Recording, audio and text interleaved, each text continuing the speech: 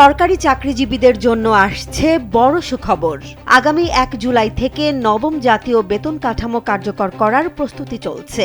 শুধু সরকারি কর্মকর্তা কর্মচারীরাই নন, স্বায়ত্তশাসিত ও আধা স্বায়ত্তশাসিত প্রতিষ্ঠানের কর্মীরাও এর আওতায় আসতে পারেন। নতুন এই পে স্কেল নিয়ে ইতোমধ্যেই শুরু হয়েছে ব্যাপক আলোচনা। সংশ্লিষ্ট সূত্র বলছে, সরকারের মূল লক্ষ্য হচ্ছে নিম্ন আয়ের কর্মচারীদের আর্থিক অবস্থার উন্নয়ন এবং বিভিন্ন গ্রেডের মধ্যে দীর্ঘদিনের বেতন বৈষম্য কমিয়ে আনা। এ কারণে উচ্চপদস্থ কর্মকর্তাদের তুলনায় নিচের স্তরের কর্মচারীদের বেতন বৃদ্ধি ও অতিরিক্ত সুবিধার বিষয়টিকে বেশি গুরুত্ব দেয়া হচ্ছে। গত ২১ মে সচিবালয়ে নবম জাতীয় পে স্কেল চূড়ান্ত করতে গঠিত সচিব কমিটির বৈঠকে প্রস্তাবিত কাঠামো নিয়ে বিস্তারিত আলোচনা হয়। লোডশেডিং কিংবা ঘরের বাইরের তীব্র গরমে ওয়ালটন রিচার্জেবল ফ্যান থাকলে থাকবে শুধু বাতাস আর বাতাস।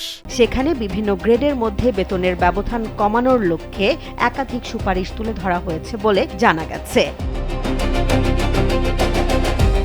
নতুন বেতন কাঠামোর সুবিধা পাবেন প্রশাসন, শিক্ষা, স্বাস্থ্য, বিচার বিভাগ এবং আইন শৃঙ্খলা বাহিনীর কর্মকর্তা কর্মচারীরা। একই সঙ্গে স্বায়ত্তশাসিত ও আধা স্বায়ত্তশাসিত প্রতিষ্ঠানের কর্মীদের জন্যও সমন্বিত নীতিমালা তৈরির কাজ চলছে, যাতে সবাই সমভাবে নতুন সুবিধা ভোগ করতে পারেন। শুধু চাকরিজীবীরাই নন, অবসরপ্রাপ্তদের জন্যও আসতে পারে বড় পরিবর্তন। বিশেষ করে কম পেনশন পাওয়া পেনশনারদের সুবিধা বাড়ানোর বিষয়টি গুরুত্বের সঙ্গে বিবেচনা করা হচ্ছে।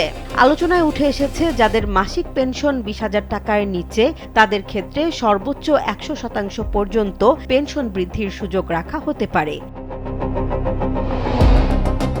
তবে এখনো চূড়ান্ত সিদ্ধান্ত হয়নি। সরকারের অনুমোদনের পরই নবম জাতীয় বেতন কাঠামোর পূর্ণাঙ্গ রূপ প্রকাশ করা হবে। তবে প্রস্তাবগুলো বাস্তবায়িত হলে লাখো চাকরিজীবী ও পেনশনারদের আর্থিক জীবনে বড় পরিবর্তন আসতে পারে বলে মনে করছেন সংশ্লিষ্টরা।